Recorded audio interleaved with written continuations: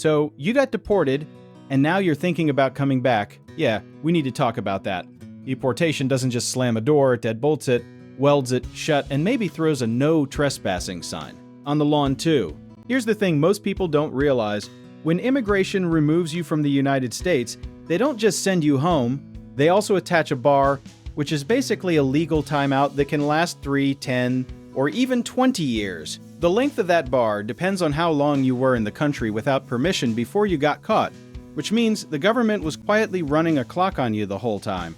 If you were in the country unlawfully for more than 1 year before being removed, you're generally looking at a 10-year bar before you can even think about applying for most visas. And if you've been deported more than once, that bar stretches to a permanent ban in many cases, which sounds dramatic because it is. Now here's where it gets really wild. Some people get deported and don't even know they triggered a bar. You might have overstayed a visa, thought it wasn't a big deal, then got a removal order you never responded to, and boom, the clock started without you ever stepping into a courtroom. There's also something called expedited removal, which is basically the fast food version of deportation. Quick, efficient, and not exactly known for giving you time to think. If you were removed that way, especially near the border, the consequences can be just as serious as a formal court order. And sometimes people don't even realize they were officially deported until they try to come back years later. So let's say your bar has expired, or you think you might be eligible for a waiver.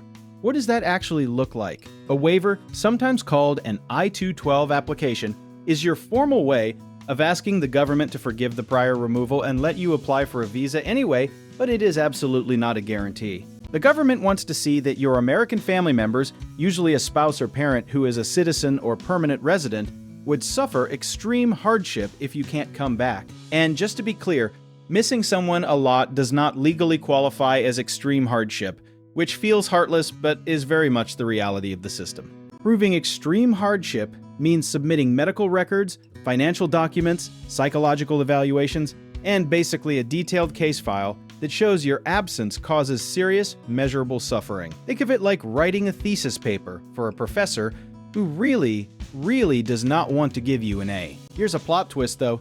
Even if your waiver gets approved, that doesn't mean your visa gets approved. A waiver just clears one obstacle, but immigration officers can still deny your actual visa application for completely separate reasons like criminal history, health grounds, or public charge concerns. This is exactly the part where an immigration lawyer stops being a luxury and becomes a necessity.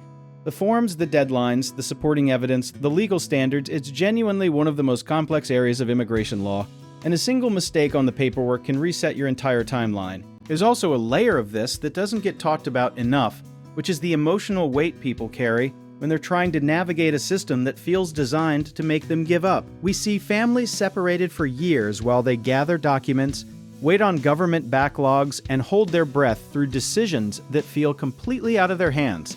And sometimes the answer really is not yet. Not never, not no forever, but not yet. Come back when the bar expires, build your case, gather your evidence. That's hard to hear, but it's better information than false hope, and good legal counsel will tell you the honest version even when it stings. The system is genuinely complicated, full of exceptions, country-specific rules, policy updates, and court decisions that change how things work faster than any one person can track. Which is honestly why the most dangerous thing you can do is listen to someone at a kitchen table who knows someone who did it.